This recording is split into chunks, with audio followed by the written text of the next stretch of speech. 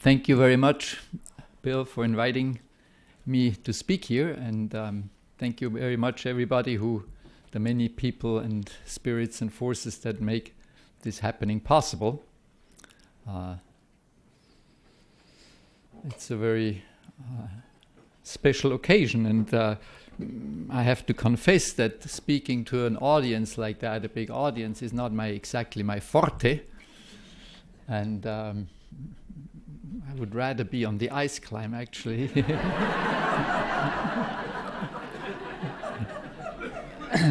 I have done climbing all my life, ice climbing and rock climbing, and being sort of half blind anyway. I mean, more in a not physical way, but I can very much identify with that. It's a great picture. So I wanted to start out with a little biography to give you a little background what I did, but Bill already did it basically. So you know already some of the details of my life. Maybe I should, especially in this context, mention one important event in my life when I was about 20 or 21. And I was a student at the University of Zurich, and I had a little business at the side, which was actually quite successful, about 30 people doing fashion and selling it. And then somehow or another I got into contact with a few micrograms of LSD. And that really did change my life. That dramatically changed my life. Shortly afterwards, Timothy Leary ended up in Switzerland after he escaped prison, and he was sort of one of my heroes. We used his Tibetan Book of the Death as a manual to travel. And when I heard Timothy Leary was in Switzerland, I thought, wow. So I sent him a little package with a little jar of honey and a little hashish in it, in the honey. And 2 weeks later, Timothy was standing in our boutique there.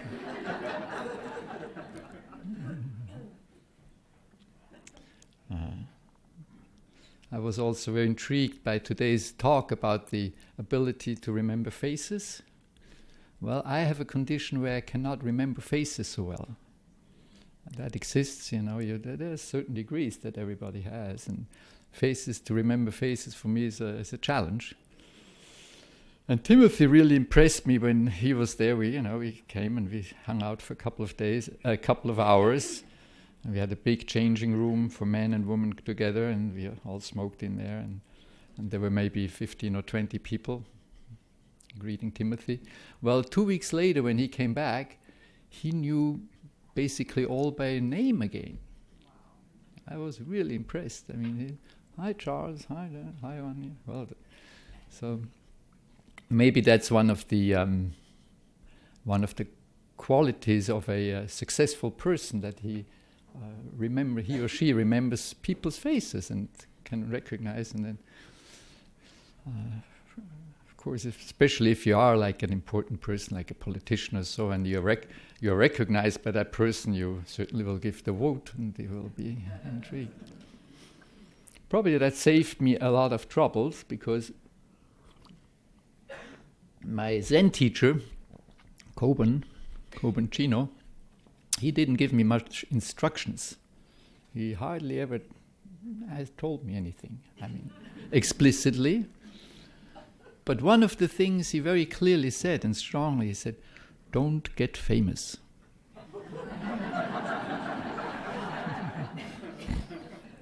So far I'm doing pretty well.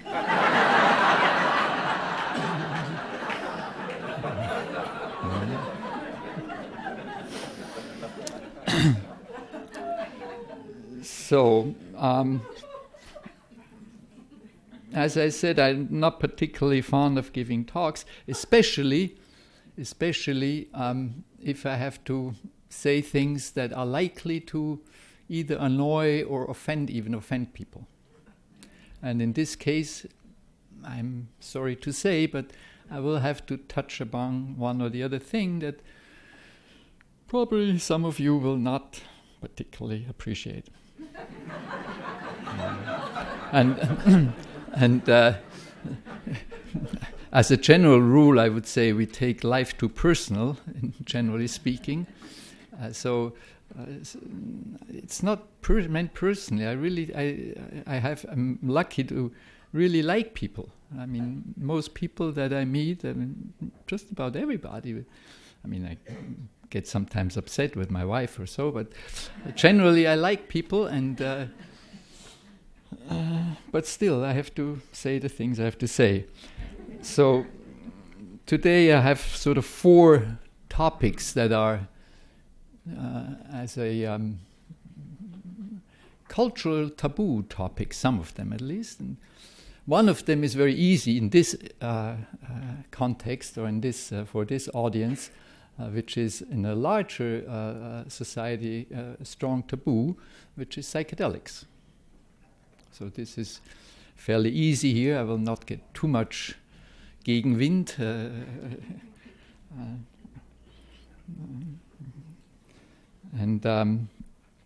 So psychedelics have inspired me to look at the world in a completely new way. I was brought up in a very protected, very sane and normal environment in the countryside of Switzerland.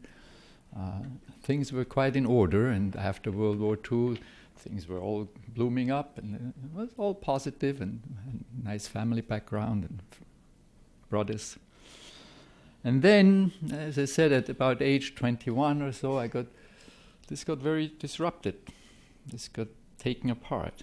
And on the one hand, it was very exciting. I think it was my second LSD trip where I actually experienced myself as being a Buddha.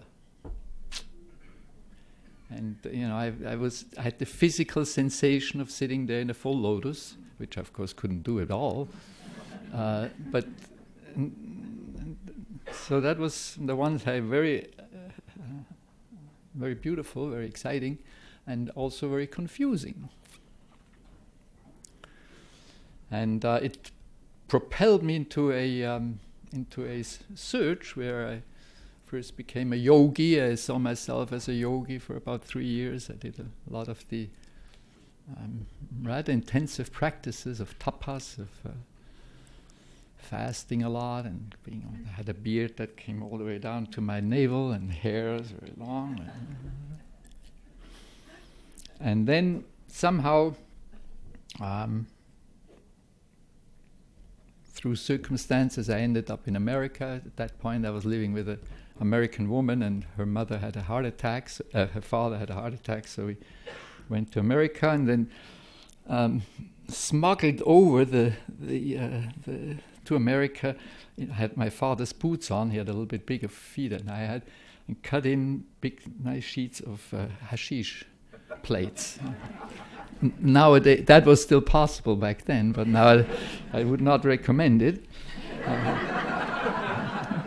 And with that, we bought ourselves a motorcycle, and we drove across the country from the East Coast to the West Coast, very much Easy Rider style.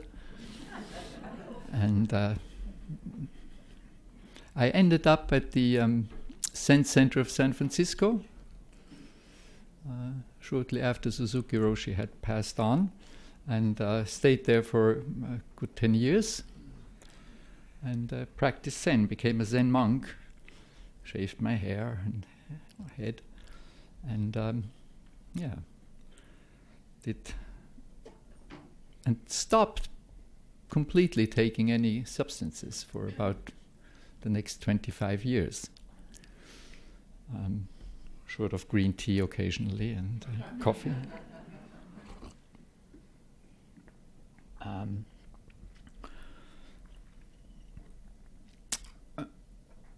At some point I reconnected with my old high school sweetheart, and she got pregnant, and she's a Swiss person, and she wanted to go back to Europe, so we went back to Europe. And that's when I started then the meditation center together with Brother David. At that point, Brother David and I met at Tassajara at the Zen Center.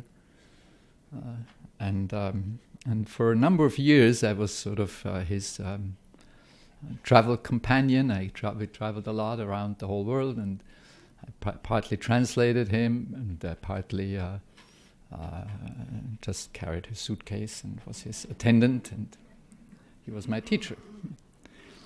And he was my teacher, and I also had a Zen teacher, Koben Chino. And at some point, I got a telephone call from my daughter, our daughter, who was about 17, and she said, "You know, Papa, we just picked some mushrooms here, and didn't you take mushrooms when you were younger?" So I said, "Well, wait a second." So I got interested in that whole area, and also I really thought I had to look back into my experience. Well, now it's almost 45 years, almost 50 years ago. That was so strong, and now that I was a different person and had some experiences, and I had to go back and look into it, and I took a while. It took about 2 or 3 years to find the right circumstances where I could do that, and it wasn't as dramatic as I had remembered it, but it was still convincing enough, and I went into it with a clear question whether that is something that would fit into my practice as a Zen practitioner, and whether it may be a useful tool for teaching and for the growing and waking up of people. And the answer was yes, and so I pursued to look around and to investigate various groups that had been doing underground work, for some of them for decades, never stopped, and so they had developed some rituals and some knowledge and some wisdom that I looked into. And among those things, I was able to participate in several Native American church peyote ceremonies, and what struck me was that it's highly regulated. You're not supposed to lay down, and you are not supposed to get out anytime you want to, and if you get out, you have to follow a certain pathway, and you do not go behind that person and not in front of that person, and it reminded me very strongly of the Zen sessions that we do, which is very formalized and very regulated in some ways. And I thought, well, maybe the idea came up that this would be a context, a good container for that kind of deep experience. Because within that setting of a Native American church, no big problems seemed to be. Deep experiences were possible, and people felt held and contained and supported. So I approached my good friend Franz Vollenweider, who is also in the audience somewhere, from the University of Zurich. And I knew that he was doing psilocybin studies for 2 decades. And I said, "Do you think it would be possible to do such a thing?" And he thought about it for a while, and he thought, well, maybe. And so it took a number of years, actually, to get it all together mentally and permission-wise. And he had never done a group study like that. And so finally we did, last December and this March, do a traditional Zen session at the meditation center in Felsentor, in Switzerland. Wearing robes and doing just the usual routine, getting up early in the morning and then sitting and then walking and then sitting in a rhythm of 30 minutes, 10 minutes, and then at lunchtime chanting and making prostrations, and then so we did that for 4 days, and then on the 5th day, half the people got psilocybin, and half of them got placebo. Make it. First, we were sort of thinking this is ridiculous, the placebo part, but of course for good science it's necessary. But interesting enough, we had 2 people there we don't know. I mean, not sure whether they didn't know whether they got active or they got placebo. So it's also new that I can't really say anything about it from a scientific point of view. I cannot say anything anyway because I'm not a scientist. I know that much that we had 40 subjects. Out of the 20 active people, none of them had any serious fear or confusion or anything like that. And all of them had deep experiences, positive, deep experiences. The most difficult time was had by the placebo people. Some of them were highly frustrated. That's why I said to Franz, we need it as a comparison group. So we do not really compare psilocybin people with normal people. We compare psilocybin people with highly frustrated people. Because they go into the MRI before and after, and they have to fill out the questionnaires and stuff. So Franz thinks, or I hope, that we maybe be able to offer those people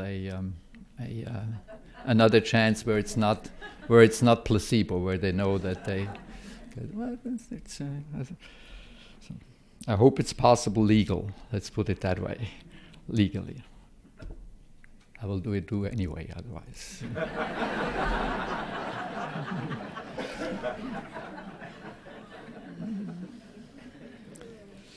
So, of course, this kind of setting is, in some ways, this works for people who are familiar with meditation, obviously, that are familiar with retreats, and preferably even with Zen retreats. I mean, then this is a structure that, if you're familiar with it, it carries you. It's something you can come back to. You can, if you're not familiar with it, it may be very strange to see all these black-robed people and doing these strange things. And if to sit that long and to sit.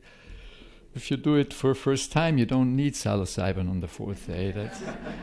Your plate is already full enough. Somebody described the Zen session once as a controlled nervous breakdown.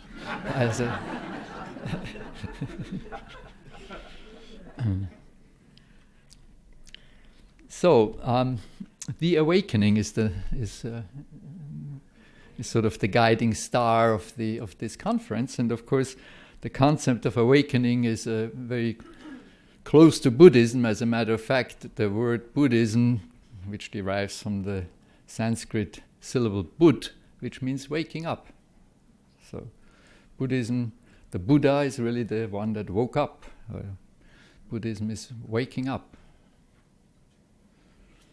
And waking up in Buddhism is very much connected with 2 concepts. One is compassion, and the other one is wisdom. These are sort of the 2 tenets that,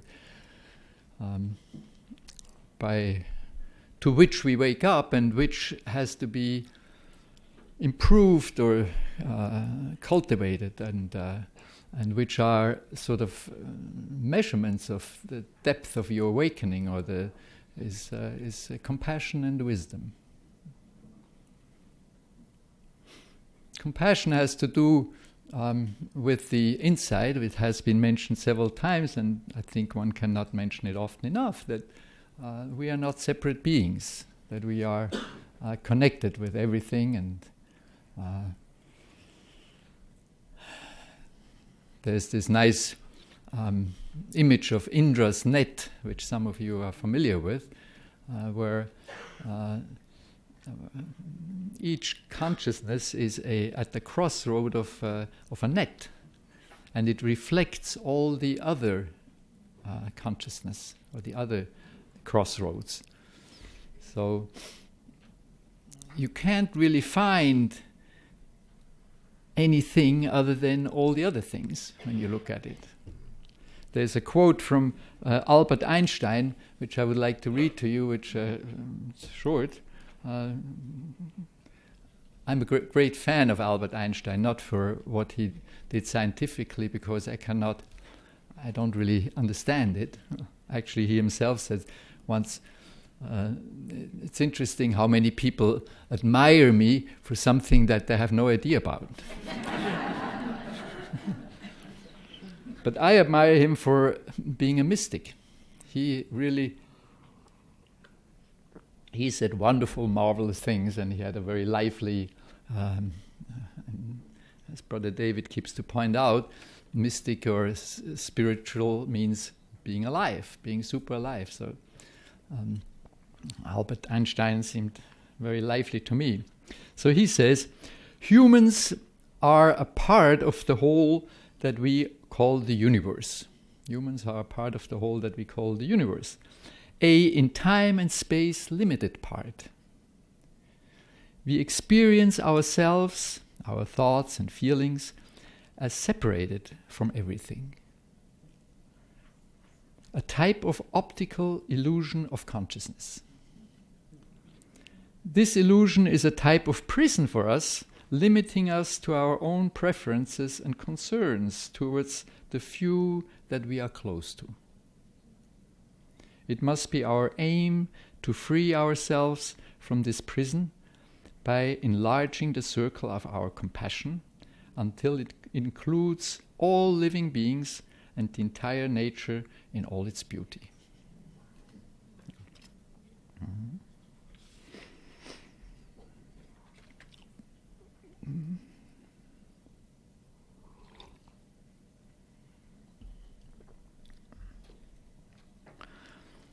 So,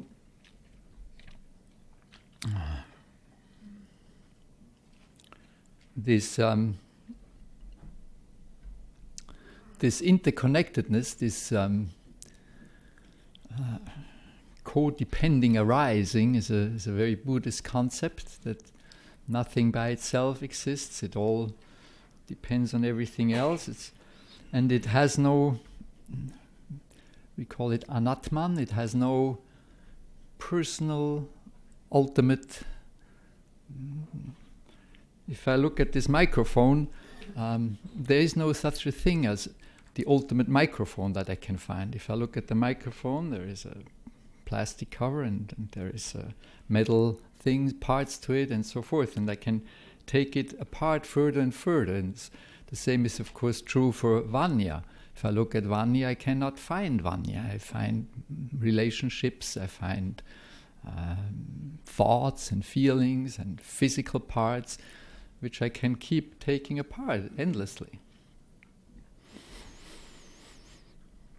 So, Anatman, the impersonality, is one of the three characteristics of all things created in Buddhist terminology.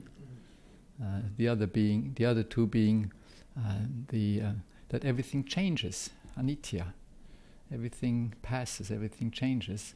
And very closely related to that, dukkha, the fact that everything is difficult, that everything is stressful, that our life has some resistance, and we have to learn how to live with that. Or if you try to get rid of it, it usually creates even more problems. We cannot, we only like the positive side, and we don't like the negative side. But light is only possible where there is darkness. It seems like that's...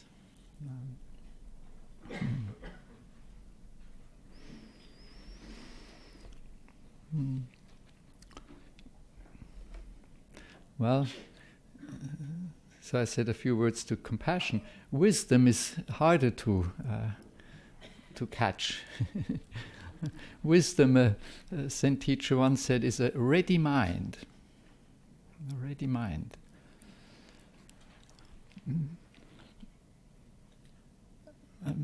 This fresh and open mind does not depend on knowledge or facts or concepts.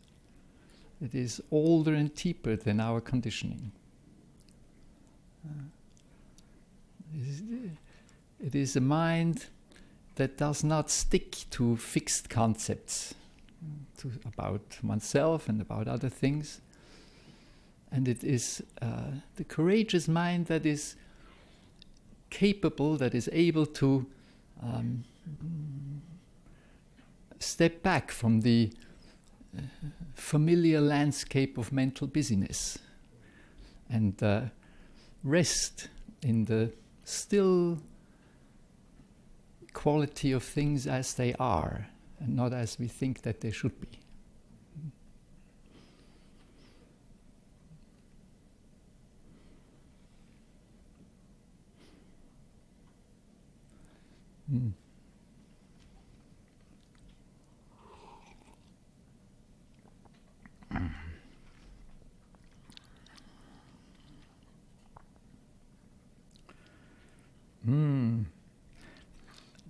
Now I come to the maybe the second point that I have to make, which is the most unpleasant for me. I'm an animal rights person. I said that, and again, that has a little episode how I came to that. I was not particularly up to that at all until at some point I saw a picture of a little monkey being in a restraining chair, and at that point my daughter was 2 years old, and I physically saw, a chimpanzee is about on the intellectual level of about a 2-3-year-old child. So I saw my daughter sitting in there in that restraining chair, and it deeply disturbed me. And I started to research, and I ended up with Peter Singer's Animal Liberation, which is sort of the Bible of the one of them. And I have become that is one of the 3 legs that I have in this life. One is meditation, one is animal rights, and one is psychedelics. And I've specialized mostly on farm animals because they are by far the biggest number of. And I hear the sigh in the audience, but I just have to mention it. I'm very sorry. And I also have to mention, and I'm particularly sorry about the animal experimentations that we do. At least I respect. As I get older, I'm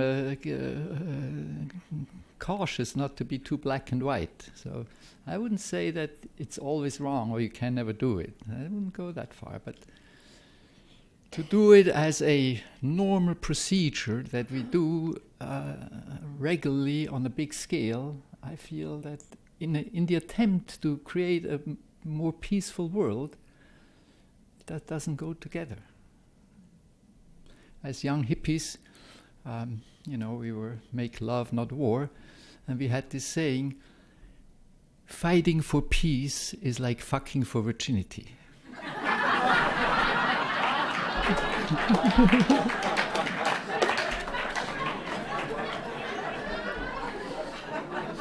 I mean, how can we go and torture hundreds of millions of sentient beings, that feel? How can we routinely torture them in the hope of getting into a more peaceful and just world?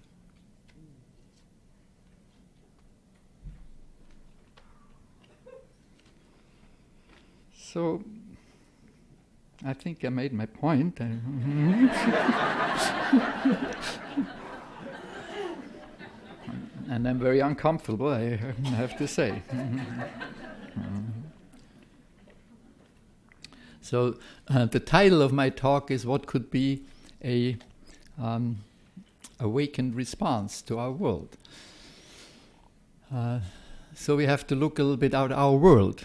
What is our world? And how does it, like, when Shakyamuni Buddha, the founder of our tradition, 2,500 years ago, had his great awakening, many things are the same for us than it was for him, I'm pretty sure. I think the body hasn't changed that much, the hardware hasn't changed that much, and so I think also in many ways the world hasn't changed that much. I think the characteristics of all created existence, being impersonal and being passing and changing and being difficult and suffering, that hasn't really changed. That is still basically true. And the methods how we get there, I think, also haven't really changed. They're still basically the same.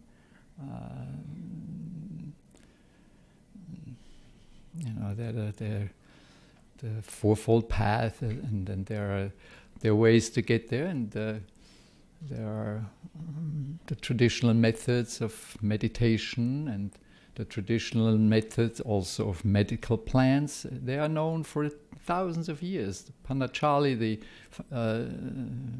author of the Yoga Sutras, in the very first surah about the truth, he says, the siddhis, the wonderful states, are reached by meditation, and the second one is right away medical plants, substances, by tapas, by the austerity, by fasting and standing on your head for hours and so forth, by chanting mantras, by repeating all these practices. They have been known for a long time, and that hasn't changed so much. What has changed, at least in part, is our world. And one of the main, and this is the third unpopular thing that I have to mention, one thing that has changed dramatically is the number of people that are on this planet. At the time of the Buddha, we had less than 200 million people. And that has been stable for thousands of years, probably 10,000 of years. And then it slowly increased, and about by 1800 we reached 1 billion. That's 1,000 millions. That's a lot of people. And then it started to slowly pick up. When I was born, we had about 2.2 billion people. And now, in one lifetime, which is in evolutionary times nothing, we have tripled. We are over 7 billion. And every day, there are 200,000 more people on this planet. That seems very dramatic to me. And everything else we do, which is very important, we have to use light bulbs that use less energy, and which I do not laugh at that, really. We have to do, not play one against the other, but this is a theme that nobody wants to talk about, nobody wants to hear, and but it is so crucial, it's so essential in that we have to look at it. As a species, we have to become aware that we have become sort of a cancerous growth on this planet. And of course, there's no easy answers to that either, but at least we have to bring it into our consciousness, that somehow we have to find ways or look for ways that we can reduce that we can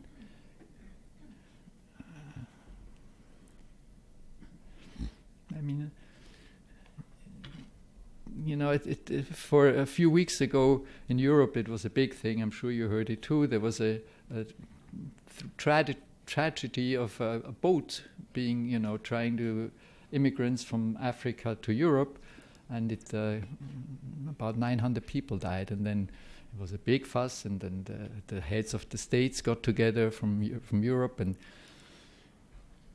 they thought they were actually talking about, not deciding on, but at least talking about the possibility to let in 5,000 people every year from Africa to Europe, and then the person who, from the human rights side said, well, 5,000, that's ridiculous. We need at least 100,000 that come in every year. Well, if you compare that to the numbers every day. Now we're talking every year. Every day, 200 more people are knocking on this planet who want to have refuge on this planet. They have to breathe, they have to eat, they have to have shelter. And, of course they don't arrive mostly at the places of the first world. They arrive in even places where it's more difficult. So this is a dimension, 200,000 more people every day. It's 80 million a year. It's like whole of Germany. And even, I don't question that we can feed them, and if we, distribute more justly and have less waste, about a third of the food gets wasted that we produce, we can feed more. But we are not alone on this planet. We have taken away the space for in a few decades. There will be no more big wild animals on this planet. There will be no more elephants, giraffes, orangutans. There will maybe be a few in some kind of sanctuaries where we can keep them alive for a while, but wild is gone. I mean, and of course they're not humans, but some of them are very like the European eel is a very interesting animal, and it's gone by now. 95% have disappeared since 1960. Now the eel lives about for 20 years somewhere in some little lakes or rivers in Europe, and then when the time comes, usually in the fall, they're big and fat. At that point, they still don't have any sexual organs. They just eat and are big and fat. And they start a trip and travel for over a year, 5,000 to 7,000 kilometers, to come to their place where they lay eggs and mate. And in that trip, they don't eat anymore, and they change their digestion organs into sexual organs. They become male and female, and the female lays about 1.5 million eggs, and then those tiny little egg sperms, they call them willow leaf eels, and they're very small, but they already have 2 eyes and little teeth. It takes them 3 years to get back to exactly the same spot where their mother started out. Very completely mystical, magical. By the time they arrive in Europe on the shore, they're about 10 centimeters long. And then they go up again, and then they find finally their place, and they live there for 20 years again, and then... I mean, all these creatures are like we, caught in time and space, magical creatures that... and we sort of are not aware of them. And do not pay respect to them. Of course, it's an exchange. Nobody has a White West, and we are, but it seems like we are not really conscious of these things. So, overpopulation was the third unpleasant thing that I had to share with you.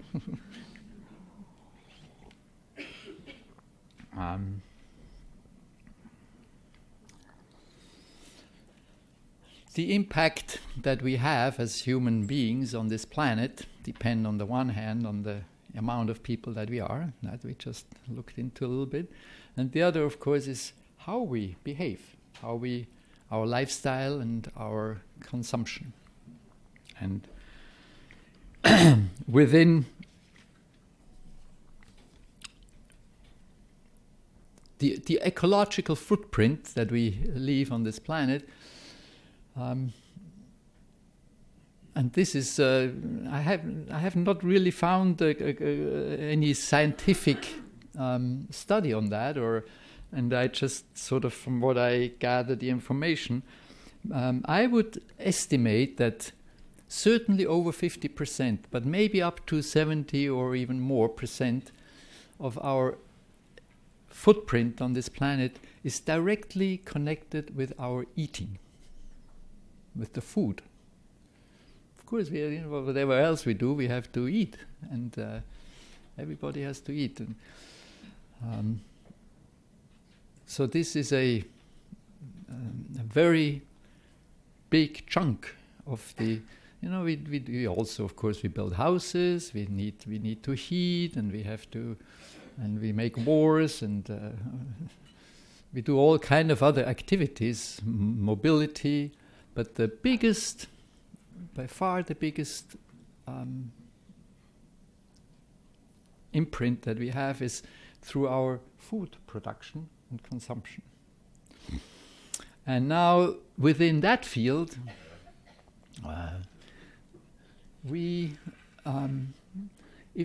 our diet, our animal-based diet, is a very big factor in that. The ecological, and that is better researched, and that is pretty well documented. If we would not process the grains and the soybeans through animals before we consume them, we could reduce our ecological footprint by, that depends, of course, on a lot of factors, but somewhere between, reduce it to 10 to 20%. So, which means on the same piece of land, we could, let's say, feed 10 vegan people or one, let's say, normal American Middle Europe diet. And so I think in terms of sustainability, we have to, and we don't have to, it's not black or white, it's not 100%, but we have to clearly steer away from animal-based foods towards a more plant-based food. That is for ecological reasons. But it has also two other aspects. That is, the one is, of course, an ethical aspect of how we treat these animals, and the other one is a health factor. And I'm very happy to have seen the book, the China study, which is on the table, on the book table. This was for me an eye-opener. It has the subtitle of "The Scientific Argument for a Vegan Diet," and I highly recommend it. The author is not an animal rights person, is not an ecological person. He really is, and nobody seems to question that, one of the authorities, world authorities, on the relationship between food and health. He has done all these studies, lifelong, funded mostly by the NIH, National Institute of Health. And the China study, the title is a little bit confusing, is just the biggest one. It's one chapter of the book. The biggest study that has been going on for decades and still is going on, where they take, China is very good for that, for various reasons. It is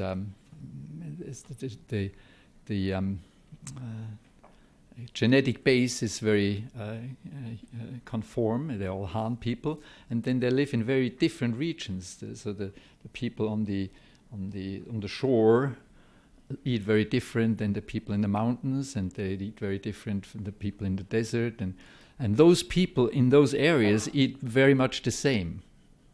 So they went and looked very closely, thousands of people, exactly what they eat, and they went there and analyzed what is in that food, and then they look on what they die and what they get. And then very interesting, if somebody sometimes moves, how does that change then the health of these people that change their diet? Because when they move, then they change their diet usually. And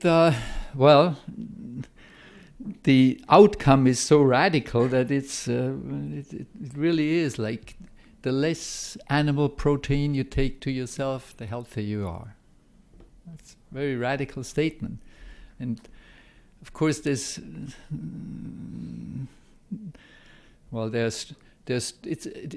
reminded me a lot of like when in the 50s and 60s when we finally realized that smoking really is not so healthy for humans, and it has a close relationship to cancer, right? But it's very hard. These are all very complex issues, and it's very easy to. And so there are strong corporate interests not to have that kind of information, but maybe even more important, the consumers don't want to hear it. I don't want to change. If I smoke, I don't want somebody to tell me that I'm going to have cancer. And eating is a very strong habit. I mean, eating it, and it's about as personal and intimate as sex. You cannot tell people what they should eat or how they should behave on that level. But I think if we are, I also think good science is the best method we have. Absolutely, and if we believe good science, then we do best if we eat as little. That if you smoke as little as possible and eat as little animal proteins as possible. So I highly recommend the book China Study. Huh? China Study. It's on the bookshelf there.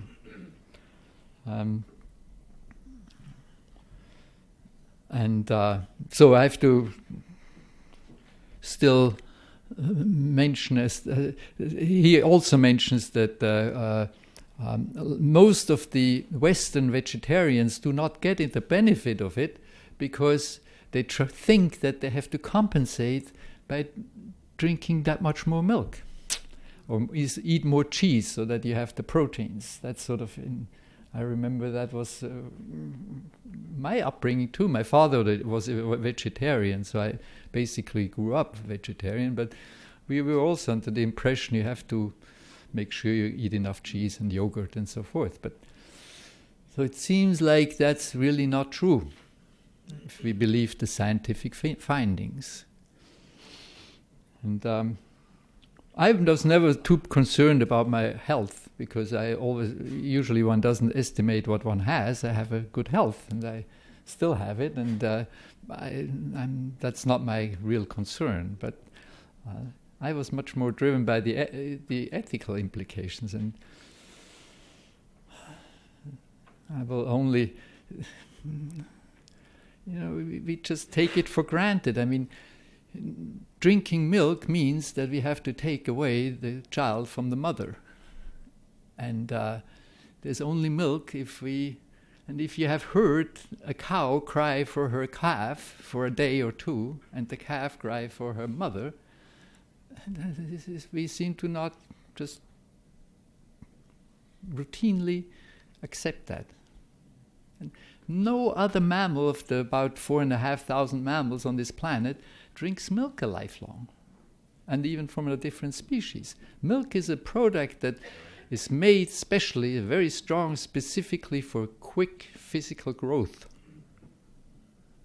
And it is associated with many problems cancer-wise if we do it all lifelong. And the dairy industry, and this is dairy country, tries to... Switzerland is too, of course, and Austria.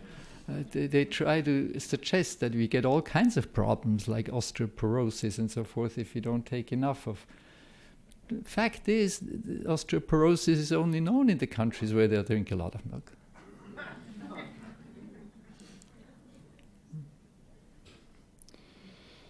So, this is done.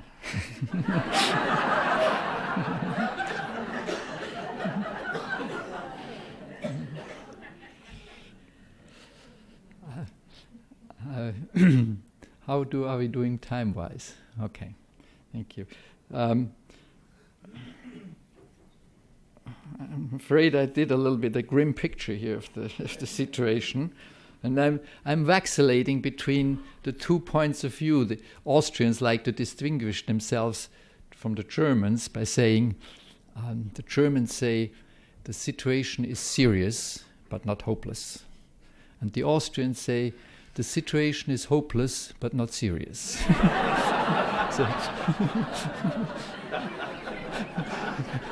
I vacillate between these two positions in life. The one encourages me to do something, go and do what I can do, give a talk, uncomfortable as it is. And the other one makes me relax and say, okay, yes, I know, and we don't know where it's going. And as I said, as we heard, rightly so, unquestionably the universe has been going on for a long time, and it will go on for a long time, and our worries are just our worries, and then relax a little bit.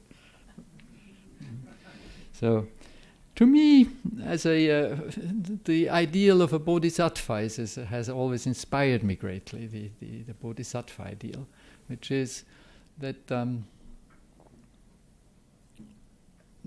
I find most happiness if I'm the servant of the whole thing. If I'm too concerned with my own little world, I get quickly lonely and depressed and not happy.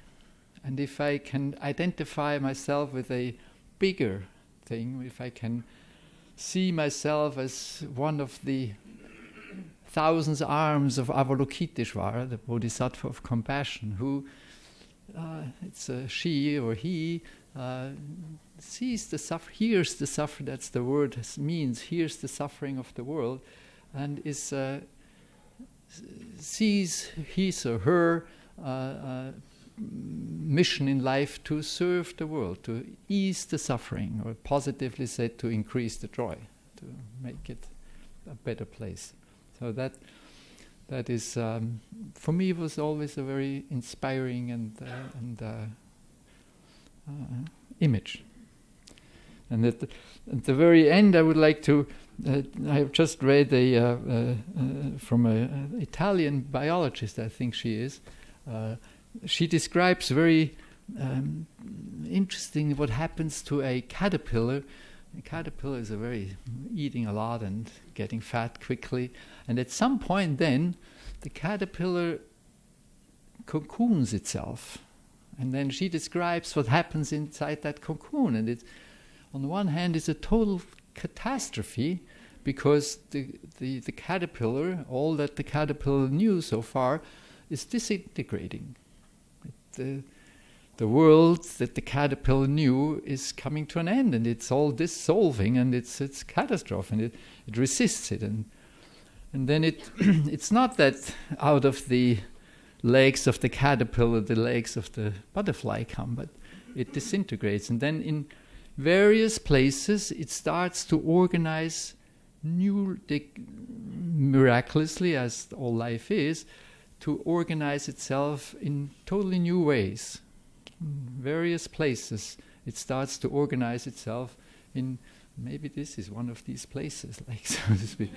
And then, of course, at some point a butterfly comes out. So this is one of the hopeful images that I see for our world too. So maybe we have a few minutes for comments or questions. I take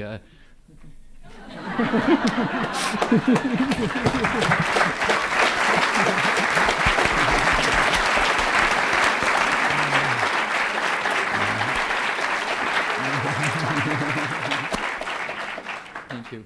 Yes, Willow, please. Well, I wanted to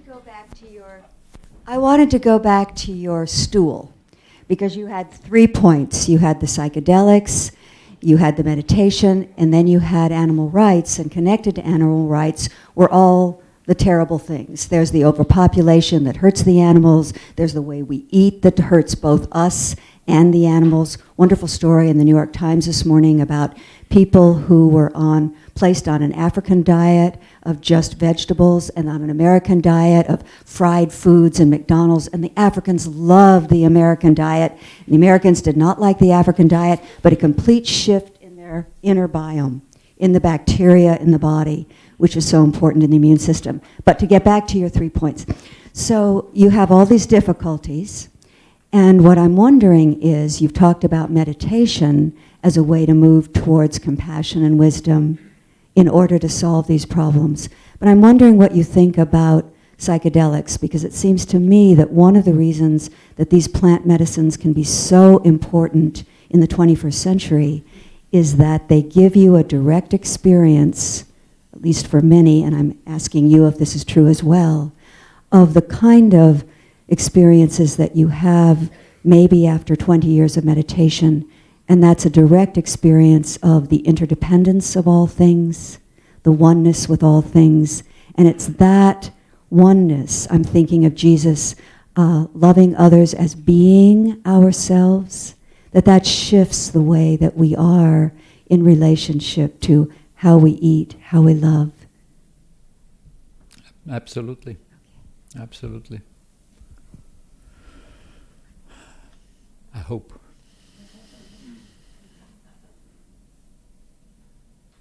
It didn't seem like a question, it seemed like it answered itself. Mm-hmm. Mm-hmm. A good question really has the answer in it. So, and it's very important to come up with a good question. I mean, I always encourage people, like in a retreat, to, what is your question? You have to search. You have to. It's not, if you have to have a good question, and if you really go into it, the answer is already there, basically.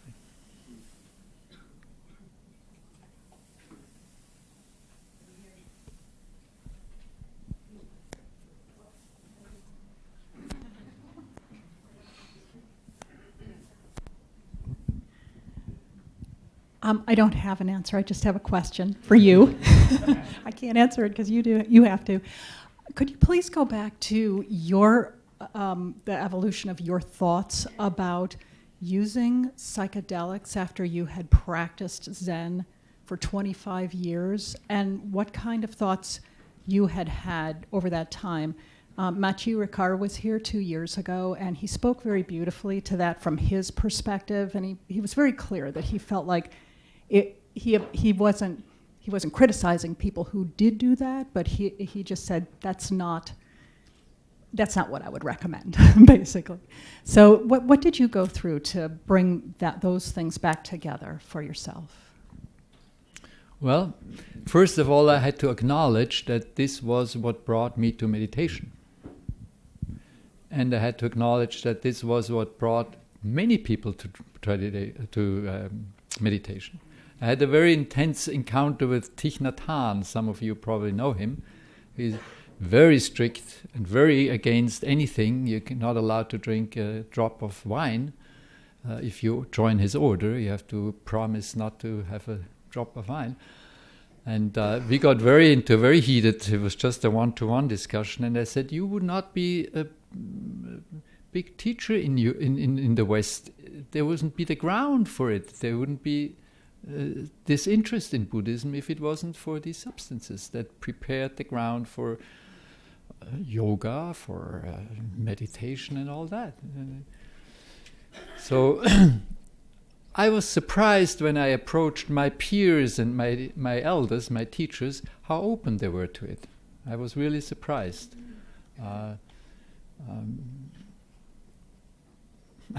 in the study that we just conducted and concluded, there was one woman that just came back from a 2-month retreat in Tibet, in Dharamsala actually, and she asked the Rinpoche, she said, I will go and do this study, what do you think? And he said, well, I thought it was interesting. It was the advice that he gave to this one person. He said, yes, these can be interesting and helpful experiences, maybe not more than 12 times, he said. I thought that was a balanced Buddhist answer of middle way. That's the middle way. My time is up. Thank you very much.